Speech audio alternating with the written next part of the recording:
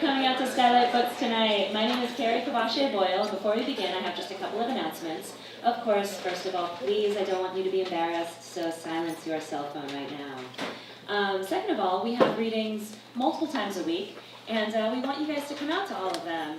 We have flyers at the front, and we have them listed online, but two upcoming ones that I'm particularly excited about. We've got Chuck Klosterman, Wednesday, July 17th, and Rebecca Solinet, Wednesday, July 24th. But of course, tonight, we are all here for Tao Lin. And I just have to brag a little bit first. I have the best job in the world. I get to meet famous writers and go to readings, and they pay me for it. And I never have to be embarrassed about what I say up here, because no one cares what I say. You're all just waiting for the main attraction. But today, I was a little bit embarrassed, because I really admire Tao Lin, and I want to do a good job. And he has such a unique presence, I think, for any young writer. I've heard Michael Silverlot call his writing Buddhist, and I've heard lots of other people call it bro, and wow, with those two can come together, I guess, at last. But I also love that he's, the king of the indie lit world, and I love the indie lit world. I read HTML Giant every single day, so it's a community that means a lot to me. And I think it's interesting that this great dexterity that Tao Lin has with the internet is also sort of this thing that people always want to get angry about. And I think your mom is right about this. They're just jealous. Because I remember the very first Tao Lin piece I ever read. It was a short story. It was about a kid, and his family gets kidnapped by the bullies at school and held hostage. And I thought, wow, man, this is really cool. And it's talking about contemporary culture and contemporary language, and it's really honest and strange, and I loved it. And so I wrote to him. And I didn't put a picture, and I didn't say I work at a bookstore. I just wrote, I thought the story was really good. And can you predict what happened? He sent me 2 free books. So I say, maybe the key to being king of indie lit and having ultimate power over the internet is being an honest artist who's really generous. Just saying. So let's give a warm round of applause to the one and only Tao Lin.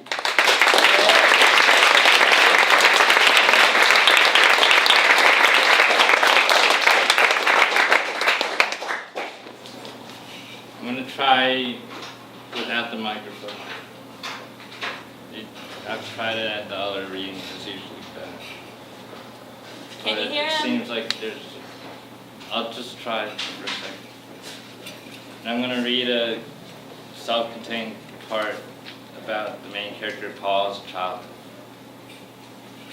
Paul's father was 28 and Paul's mother was 24 when they alone, out of the combined 15 to 25 siblings, left Taiwan for America. Paul was born in Virginia 6 years later, in 1983, when his brother was 7. Paul was 3 when the family moved to Apopka, a pastoral suburb near Orlando, Florida. Paul cried the first day of preschool for around 10 minutes after his mother, who was secretly watching and also crying, seemed to have left.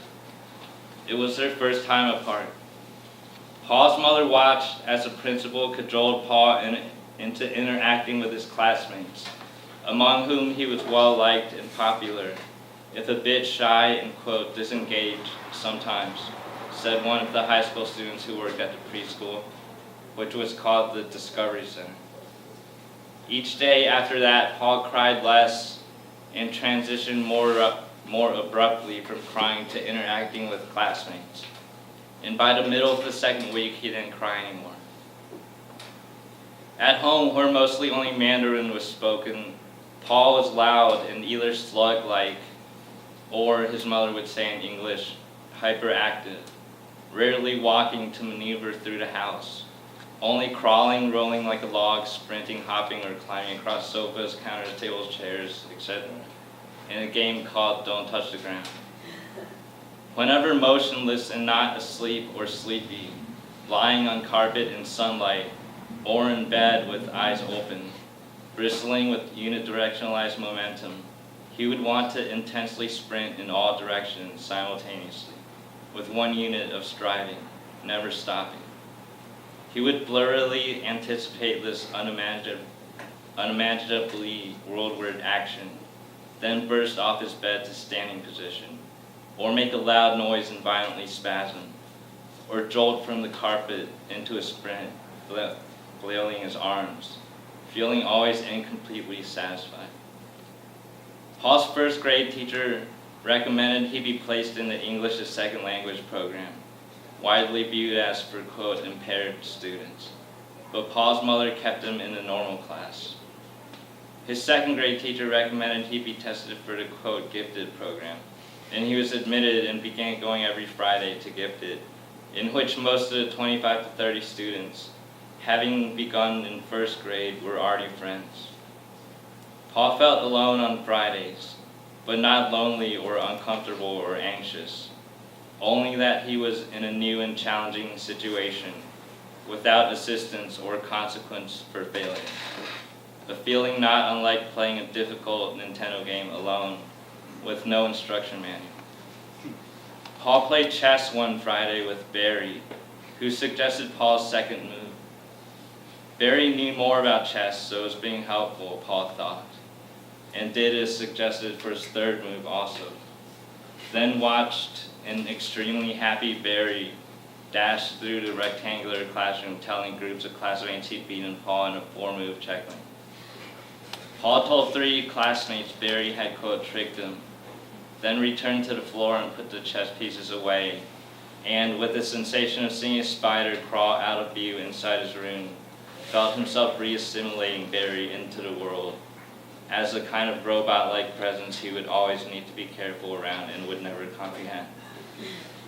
In third grade, one morning, Paul finished telling something to his friend Chris, who was strangely unresponsive for a few seconds. Then, with an exaggeratedly disgusted expression, told Paul his breath smelled, quote, horrible, and, quote, brush your teeth. Then turned 180 degrees in his seat to talk to someone else. Paul mechanically committed to always brushing his teeth, and adjusted his view of Chris to include him with Barry and 90 to 95% of the people he'd met as separate and unknowable. In fourth grade, Paul spent 2 days with Lori, the second grader in his neighborhood. Lori kissed Paul's cheek in a tree, then in her room showed him a Mickey Mantle card from her father, who'd said Mickey Mantle had the record for most RBIs. Paul, who collected baseball cards, said Hank Aaron had the record for most RBIs. Lori said he was probably right because he was really smart. At dusk the next day, rollerblading on the longest street in the neighborhood, Lori said she needed to try harder than Paul to go the same speed because her legs were shorter, which Paul thought was insightful. Entering middle school, 6th to 8th grade, Paul wanted to play percussion like 3 of his friends, including his, quote, best friend Hunter. But his piano teacher said percussion would bore him, so he chose trumpet, which he disliked, but continued playing until the summer before high school, when he switched to percussion on the first day of, quote, band camp, which was 10 hours of practice every weekday for 2 weeks.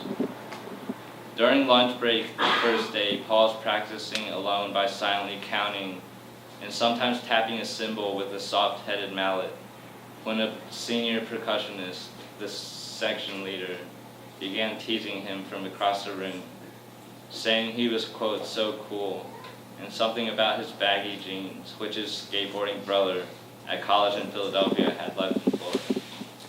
Paul was unable to think anything except that he didn't know what to do at all, so he committed to doing nothing, which the senior incorporated into his teasing by focusing on how Paul was, quote, too cool to react, continuing for maybe 30 seconds before commenting briefly on Paul's hair and leaving the room. Believing that all the seniors' friends and acquaintances, which included almost every person at band camp, now viewed his main effort in life as wanting to be, quote, cool, which he did want to some degree, but which now seemed impossible. Paul became increasingly physically, exclusively, critically, nearly continuously self-conscious the next few days, in ways he hadn't before, but probably had been in latent development since preschool. and which affected his musicianship. His middle school friends, including Hunter, among whom he'd been most fearless and at least equally competent at whatever sport or video game, watched him fail every day to play the simplest parts, usually tambourine or triangle, of each piece. The percussion instructor that year punished everyone with push-ups if one person, usually Paul, played something incorrectly more than once. Paul's friends, subtly then openly with confusion and frustration, began to express disbelief at Paul's inability to count to a number and hit a cowbell or cymbal.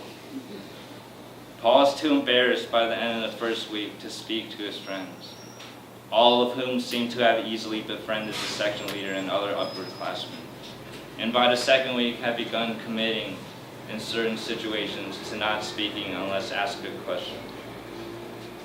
2 months into the freshman year, he had committed to not speaking in almost all situations. He felt ashamed and nervous around anyone who'd known him when he was popular and unselfconscious. When he heard laughter, before he could think or feel anything, his heart would already be beating like he'd sprinted 20 yards. As the beating slowly normalized, he'd think of how his heart, unlike him, was safely contained away from the world, behind bone and inside skin, held by muscles and arteries in its place, carefully off-center, as if to artfully assert itself as source and creator, having grown the chest to hide in, and to muffle and absorb, and later, after innovating the brain and face and limbs, to convert into productive behavior, its uncontrollable, indefensible, unexplainable, embarrassing squeezing of itself. To avoid awkwardness and in respect of his apparent aversion to speaking, Paul's classmates stopped including him in conversations. The rare times he spoke in classes where no one knew him, or when, without knowing why, for 1 to 40 minutes he'd become aggressively confident and spontaneous as he'd been in elementary/middle school, about which his friends poignantly would always seem genuinely excited.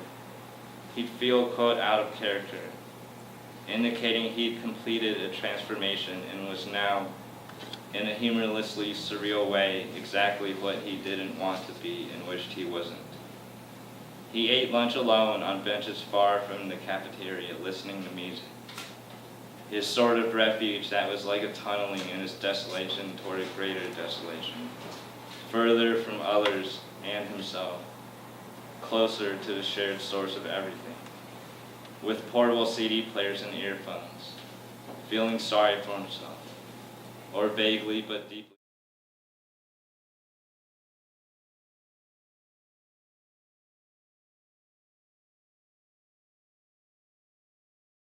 humble, probably already expected or had imagined any rule or punishment she would be willing to instate or inflict. Therefore, she would need to consider rules and punishments that she would not think of herself as willing to instate or inflict. Paul tried to convey this in crying, shouting fights with his mother lasting up to 4 hours, sometimes 5 days a week. There was an inherent desperation to these fights, in that each time Paul, in frustration, told his mother how she could have punished him in whatever previous situation to make him feel not in control, to, he believed, help solve his social and psychological problems, it became complicatedly more difficult, in Paul's view, for his mother to successfully preempt his expectations next time. Paul cried and shouted more than his mother, who only shouted maybe once or twice. Paul would scream if his mother was downstairs while he was upstairs, in his room, or some nights he would throw his electric pencil sharpener and textbooks, and once a 6-inch cymbal at his walls, creating holes, resulting in punishments, but never exceeding what, by imagining their possibilities, he'd already rendered unsurprising, predictable. The intensity of these fights maybe contributed to Paul's lungs collapsing spontaneously 3 times his senior year, when he was absent 47 days and in hospitals for around 4 weeks.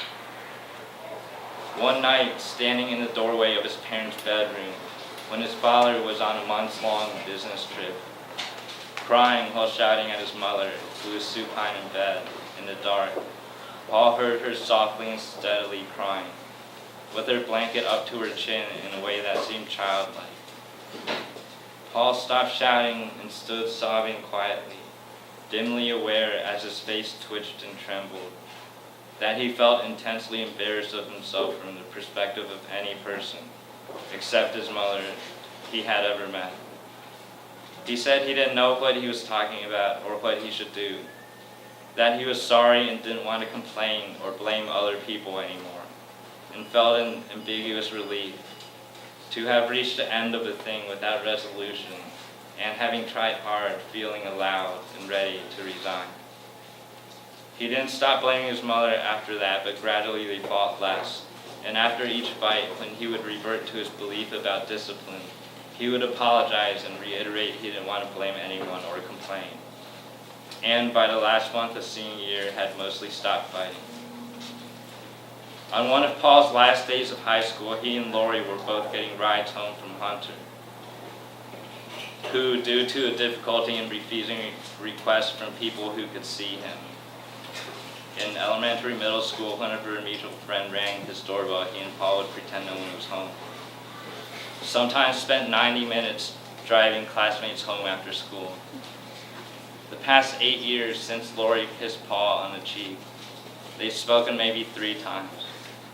The day after they rollerbladed together, she had begun hanging out with a boy with the, quote, rat tail hairstyle. And the most intimate Paul had been with another girl was a 10-minute conversation at a away high school football game with another percussionist. Lori repeatedly asked Paul why he wouldn't speak, and not receiving an answer began provoking Paul to, quote, say anything, seeming as committed to eliciting a response as Paul was to not responding. Lori was loudly asking, with genuine and undistracted and bemused curiosity, which Paul felt affection toward and admired as he stared away from her out his window, why he couldn't speak, and if he could just, quote, make any noise. When Hunter, who'd been talking to someone in the front passenger seat, sort of forced Lori to stop by aggressively asking about her current boyfriend. As he had consistently the past 8 to 10 years, Paul felt endeared by Hunter, who used to be an equal, but now and for the past 3 or 4 years, was like an overworked stepfather or sensitive uncle to Paul, the mentally disabled stepson or silent, troubling nephew. That's the end of what I'm going to read.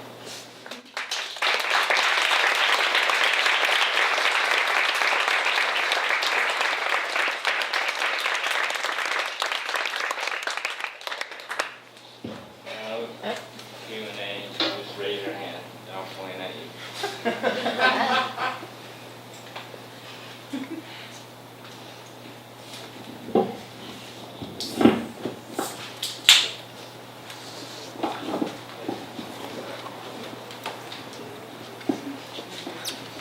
I recognize your sweatshirt because it's in, I think, the Cooking the Books video on YouTube. Definitely. Yeah, where'd you get it? I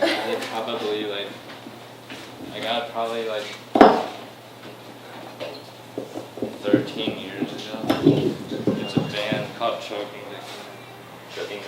Yeah, probably got it at one of their shows. I wear it a lot. I know you've said you worked harder on this book than any others. How many hours do you think you spent working on this book total-ish? I had I calculated it at some point, but probably like a third of the way through I stopped calculating, keeping track. So I don't know, but I could probably go back and figure it out. But I don't know.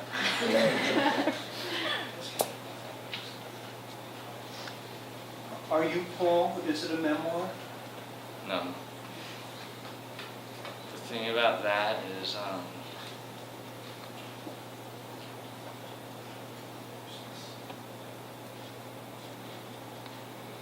I don't want people to read something in a book about a character and then meet someone in real life and apply that to that person, because some things are changed. And also just because I'd rather people, when they meet each other, just not have any other information.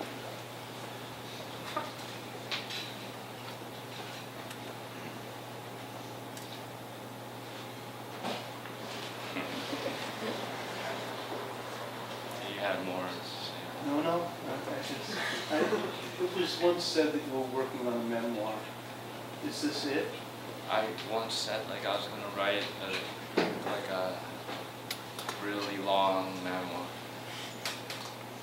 Turn into this. I can see that. But if I wrote a memoir, I would feel obligated to qualify things a lot. I would be like, I think this person said something like this, or they might have said that. I'm not sure what they haven't. And I think would be after already saying it. I completely believed everything in this book. There was no place where I said, well, that couldn't have happened, that didn't happen. Is that kind of thing important to you? Yeah.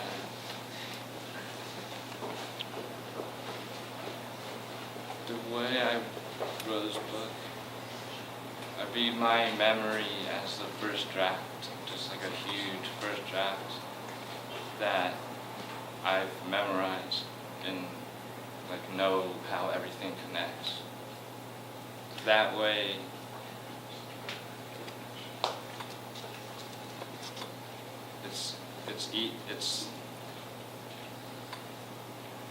it's easier to make it believable, even if there's things that barely make any sense, because they're all coming from something that makes sense.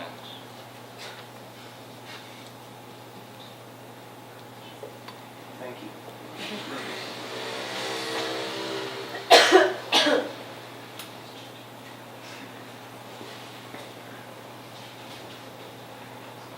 Maybe could you talk about some of your favorite writers?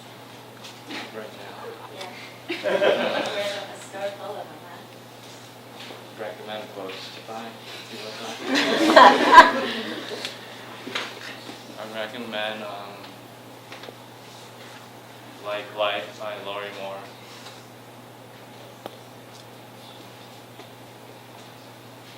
A Green Light by Matthew Rohrer. Joy Williams, Ancients by her, Ann Beattie, Lydia Davis. Biographies by Blake Bailey, I like a lot. That's enough. We've all bought one of those books, so that'll be a lot.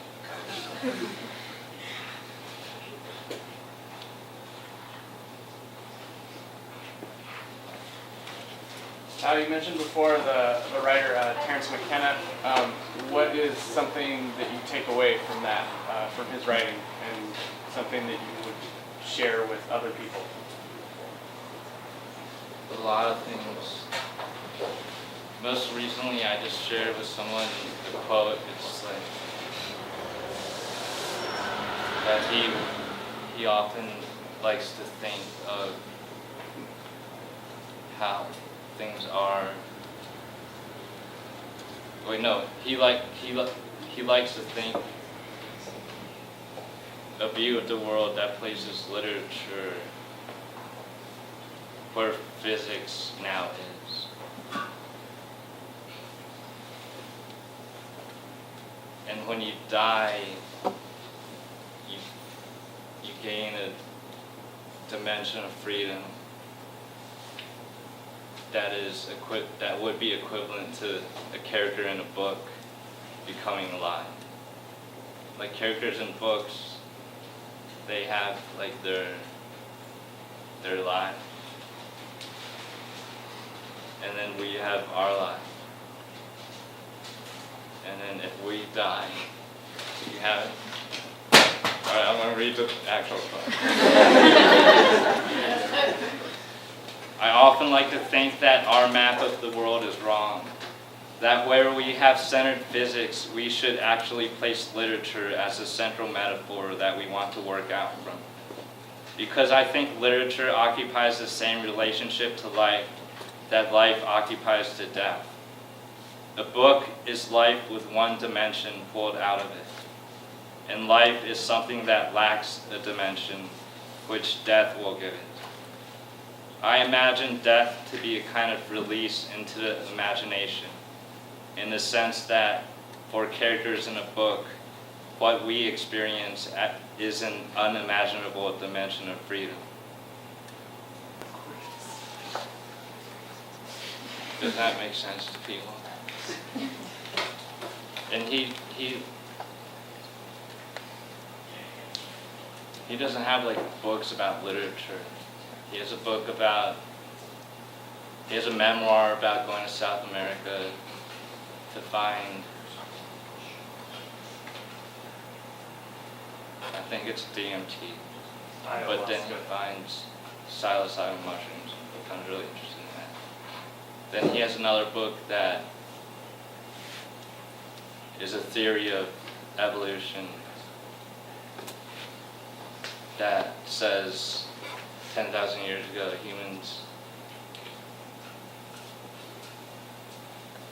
some humans would eat mushrooms by accident. And when you eat a load of those mushrooms, your peripheral vision gets better. So they had an advantage in hunting. And then the other effects of mushrooms, like they would have orgies, he said. So somehow out of that, consciousness emerged 10,000 years ago. And then he views, or he never states something as if it's true. He always says like, I maintain, or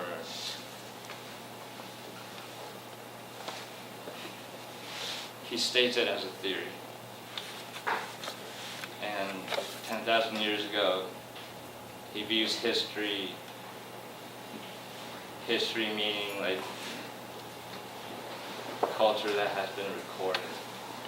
He views history as us being pulled towards a point in the future. After which we can't imagine what it will be like.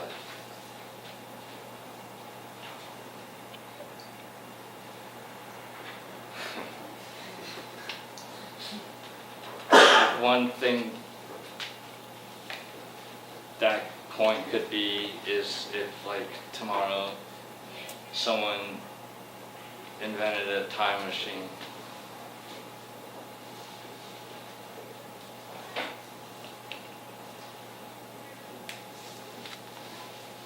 A type of time machine that like you can actually build, which is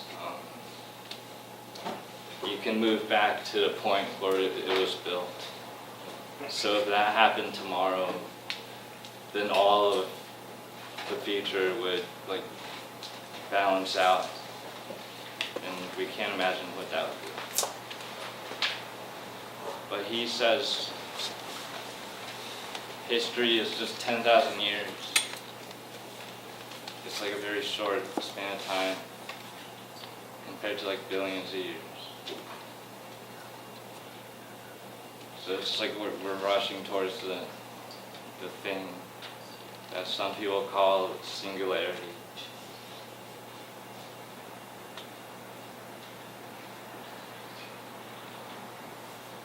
Terence McKenna,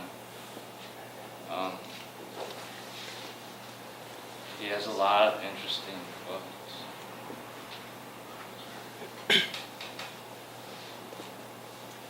He has a thing with octopus.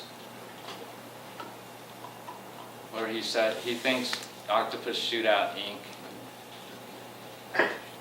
to, like, so other octopus can't see what they're conveying. Because octopus, their language is seen, it's not heard. And there's no interpretation. Like, if I was an octopus, you'd all, and I would look at myself, and everyone would know exactly what I meant. But if I say a word, you'd all have different ideas.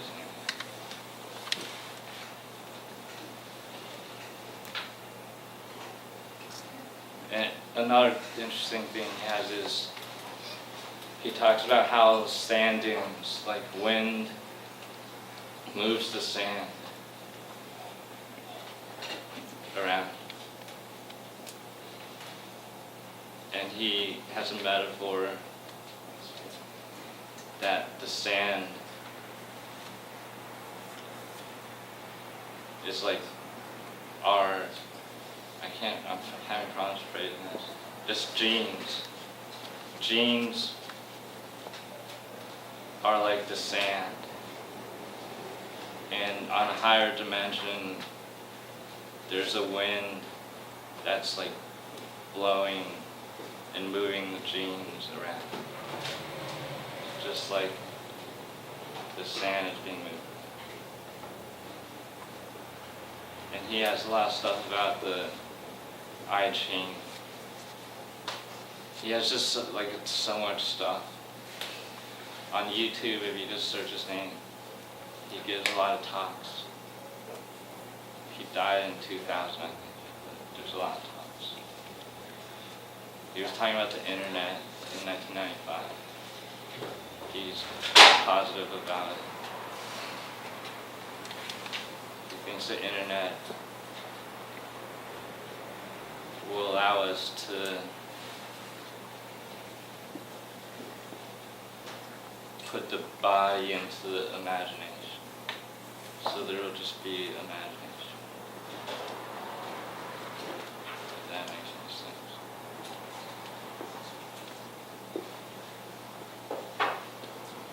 He died of a brain tumor. Strange. I feel like the government killed him or something. Advocated psychedelic use.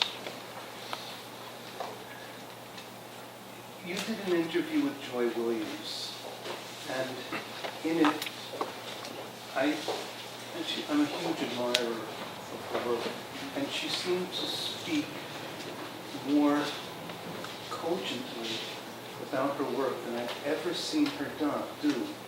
How did that happen? Could you tell about the interview? Were you together? No, it was just, I just emailed, and then someone else sent it to her, and she sent it to that person and sent it back to me. It came out really, were you happy with it? Yeah. I can't remember. I think I wasn't happy with it because I would felt like I would rather read her fiction, and I was like forcing her because it was trying to promote her book. Because she even wrote an essay about writing that ends with a line saying like, none of this is what I long to say. What I long to say, I say in the fiction. So in that sense, I felt like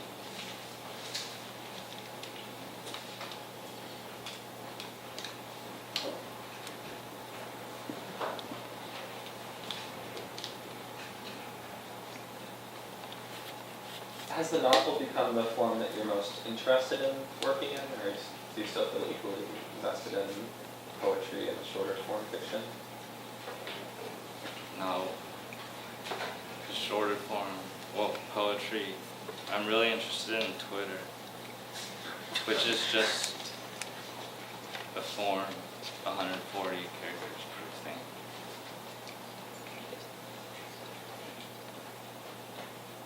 Twitter and